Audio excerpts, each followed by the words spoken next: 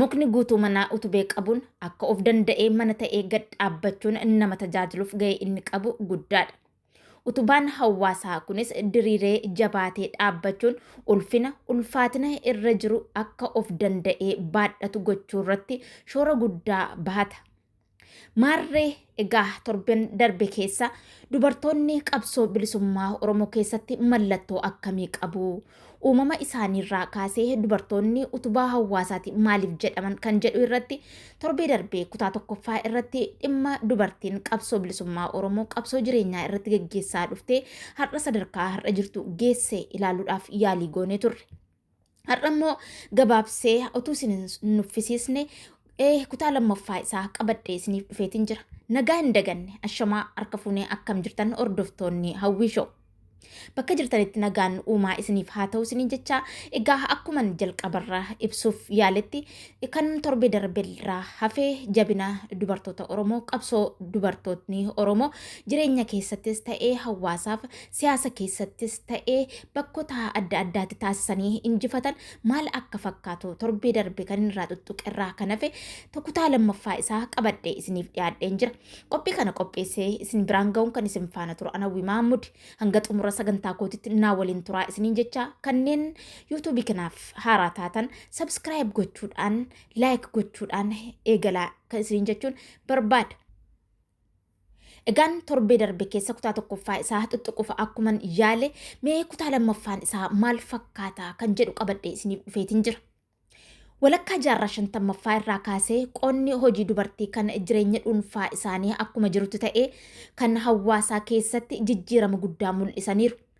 Aadaan sirna barnootaa kan dubartootaa manatti ugguraa ture jijjiiramuun dubartoonni mamii malee baay'inaan mana barnootaatti akka bobba'an taasise. Haalli kun ilaalcha kaleessa dubartiin barattee eessayyuu gahuu hin dandeessu jedhu cabsuun qooda bultii mana ijoollee fi ollaa isaanii irraa utuu hin jal'isin inumaa ofitti amanamummaan sammuu uumamaan qoramee beekumsaan guddisuun qoonni gumaata isaan hawaasaaf laatan daran cimee akka guddatu gargaaruun bu'aa buuseera.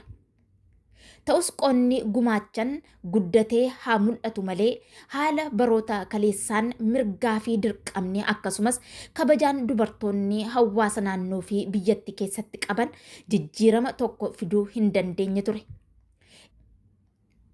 Inumaa qorqalbii cabsuun barnoonni isaan baratan faayidaa dhabeessa akka ta'ee fi dubartiin gadi baatee yeroos dhiira waliin barattee jijjiirama fidde akka dubartii sagaagaltuu fi jireenyaaf illee hin taanetti mataa gad qabachiifamaa turan.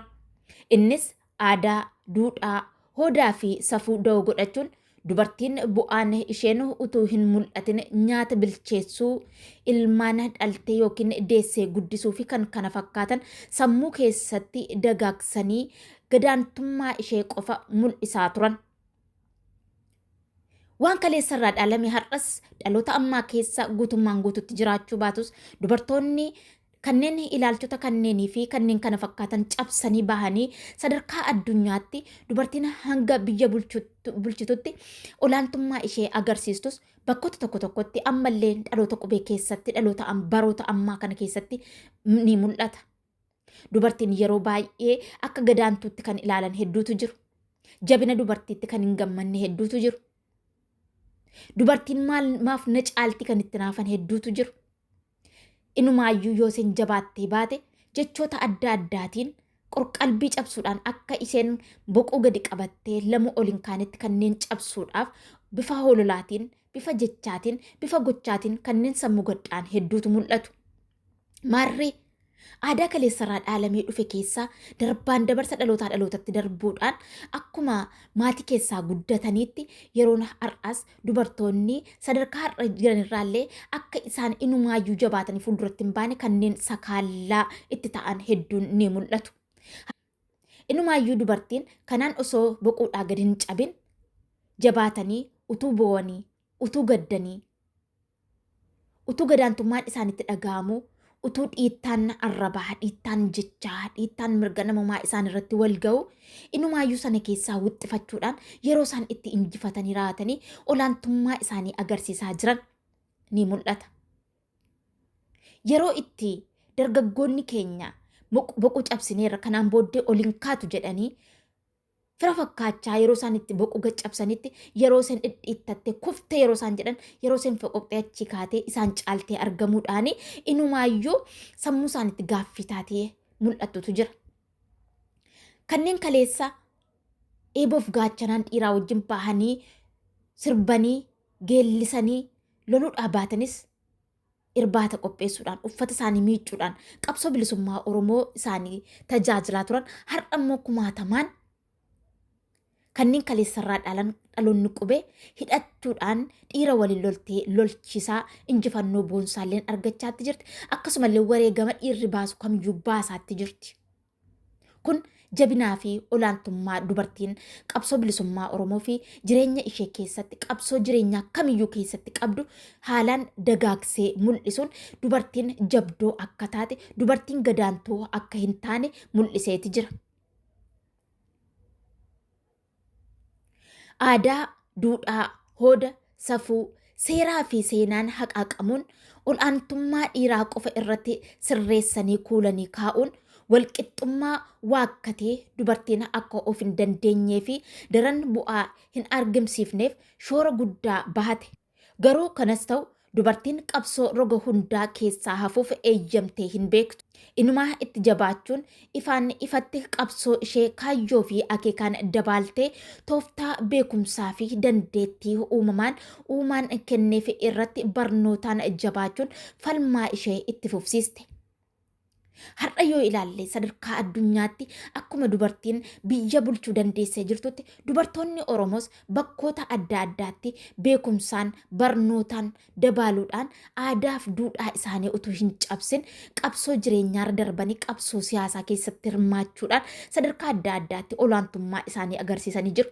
Akkasumallee dirree qabsootti hiriiruudhaan hidhatanii leenji'anii dhiiraa waliin kufanii ka'uudhaan qabsoo bilisummaa saba isaaniitiif yeroo isaan itti aarsaa kaffalaa jiran ni mul'ata. Sadarkaa isaan har'a gahan kana akka isaan gaaniif kan taasise jabina isaanii aantummaa isaaniiti malee akka ilaalcha kaleessaatiif akka gadaantummaa isaan kaleessattiin ilaalamaa turanii fi har'alleen bakkoota tokko tokkotti darbee dhiirota keenyaan ilaalchi isaaniif kennamu gadaanaa ta'etiin silaa olii ba'uu mitiiti gola keessaa hin ba'an turan. Haa ta'u malee namni jabaatee kamiyyuu waan itti amanee fi waan itti kaayyeffateen galma ga'uu akkuma danda'u kamuu egaa dhiira qofaa akka hin taanee fi dubartiin maal gochuu akka dandeessu, dubartiin xiiqii akka qabdu, dubartiin hojjechuu akka dandeessu, dubartiin barachuu akka dandeessu, dubartiin loluu akka dandeessu, dubartiin lolchiisuu akka dandeessu, dubartiin hoogganamuu qofa osoo hin taane hoogganuu akka dandeessu dubartiin Oromoolleen agarsiisteeti jirti akkuma dubartoota addunyaa jechuudha. Yeroo baay'ee egaa Afrikaa keessaa keessumaayyuu impaayir Itoophiyaa keessatti dubartoonni baay'een gadaantummaadhaan ilaalamu. Akka uummata Oromootti yoo kan fudhannee ilaallu taane sadarkaa manaarraa hanga gadi ba'anitti safuu jechuudhaan, safuu cabsite jechuudhaan, dubartiin ol jettee haasa'uu hin qabdu jechuudhaan, dubartiin dudduuba malee fuuldura deemuu hin qabdu jechuudhaan. Aadaa duubattafaa fi kanneen kaleessaa abbootiin keenya sirnoota kaleessaatiin dhaalamanii ittiin dubartoota gadi qabaa turaniin dhaalamuudhaan har'allee yerootti mul'achaa turetu jira. Haa ta'u malee dubartiin sanaaf hin eeyyamamne. Dubartiin duudhaasees, aadaasees, hooda isees qabachuudhaan, tikfachuudhaan otoo hin jal'isin yeroo isheen itti jabaattee sadarkaa namuu irra gahuu hin dandeenye gahuudhaan olaantummaa ishee mul'istetu jira. Egaa dubartiin qabsoo keessatti maal faa geggeessite? Dubartiin kaleessaa kaatee hanga har'aatti sadarkaa lolaa keessatti fakkeenyaa fi dirree lolaa irratti akkuma jenne dirree lolaa irratti sadarkaa hooggansummaatti loltee beetti sadarkaa kamirra geessee jirti kan jedhu gara fuulduraatti kan ilaallu ta'a. Egaa kan har'aa kanuman isiniin jechuu barbaade akka isin nuffisiisneef jedheetani. Yoo yaada qabaattan yaada keessan naaf qoodaa naan gahaa, yaada jajjabinaa, yaada qeeqaa akkasittiin ta'uun qabu yoo jettan dogoggorri yoo jiraate na of kalchaa na sirreessaa. Egaa na hordofaa yuutuubii kiyya sabskiraayib gochuudhaan na jajjabeessaan isiniin jedha. Egaa hordoftoonni Hawwii Show ammallee irra deebi'uudhaan yuutuubii kiyya Hawwii Show sabskiraayib gochuun akkasumallee yeroo dhaggeeffachuuf viidiyoo kana bantan laayik gochuudhaan eegalaa koomentillee godhaa. Isiniif isinin kaffalchiisu anaaf garuu jajjabina kooti. Anis kanarra dabaluudhaan wantoota dubartoonni keessa darbanii har'a sadarkaa har'aa ga'an dubartoonni qabsoo bilisummaa Oromoo keessatti gahee akkamii baachaa akka turan sadarkaa hooggansaatti eenyu faatu ture meeqatu lubbuutti dhabe meeqatu qaamaatti hir'ate har'allee immoo qabsoo sana duukaa jira meeqatu immoo har'allee qabsoo sana irratti hiriiree jira kan jedhamu kan waliin ilaallu ta'aa jechuudha. Akkasumallee seenaa dubartootaa kaleessa ol bahee hin dubbatamin. Akkasumallee seenaa dubartootaa kaleessa ukkaanfamee kan dhiiraa qofti dubbatamaa ture. Garuu dubartoonni jajjabuun duuba jiraachuudhaan dhiirri sun akka inni bahu godhaa turan. Sana cabsuudhaan seenaan dubartis walqixxummaa dhiiraatiin akkuma dhiiraatti akka inni bahee ol bahee mul'atu irratti kan hojjennu ta'a. Kun kaayyoo gosa jalqabaa yeroo ta'u, haa ta'u malee garuu jajjabina keessan na barbaachisa. Egaa qabsaa'ota shamarran Oromoo kanneen an beekuuf kanneen an hin beekne hedduun jiru waan ta'eef kanneen an hin beekne maqaa isaanii bakka dhaloota isaanii qabsoo keessa turan keessatti gahee akkamii baachaa akka turan kanalleen keessaan naaf qodaa isiniin jechuun barbaada. Egaa kutaa sadaffaadhaan hanga walitti deebinutti kanarraa asumarratti goolabeen jira. Nagaan naa tura.